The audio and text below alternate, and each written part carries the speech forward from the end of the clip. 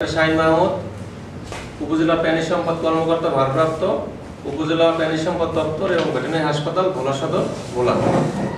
তো আজকে এখন আলোচনা করব যে আমাদের যে দেশি মুরগির ভ্যাকসিন বিষয়ে আলোচনা হবে।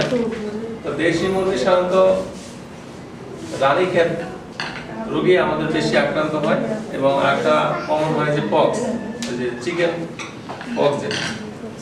তো রানীক্ষেতের ভ্যাকসিনের শিডিউল হলো আপনার জন্মের ৫ম দিনে একটি ভ্যাকসিন করব এবং ২১তম দিনে দ্বিতীয় ভ্যাকসিন করব আমরা, যে বড় রানীক্ষেত বলে আরডিবি, সেটার ভ্যাকসিন করব আমরা ৬০ দিন বয়সে। তো প্রথম দিনের দিন হলো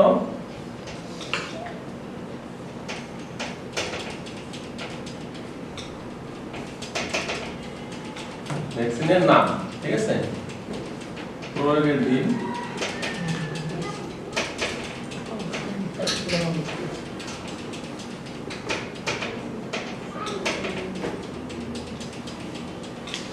বয়স হলো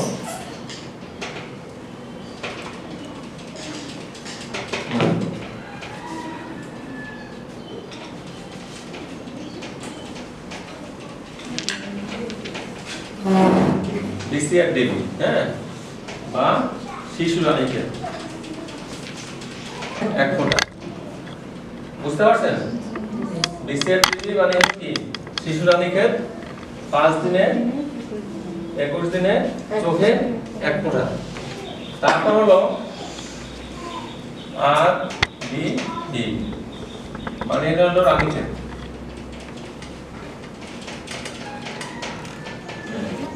এটা হলো ৬০ দিন বয়স।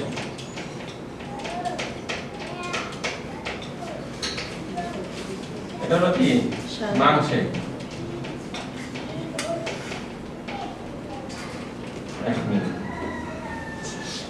ঠিক আছে,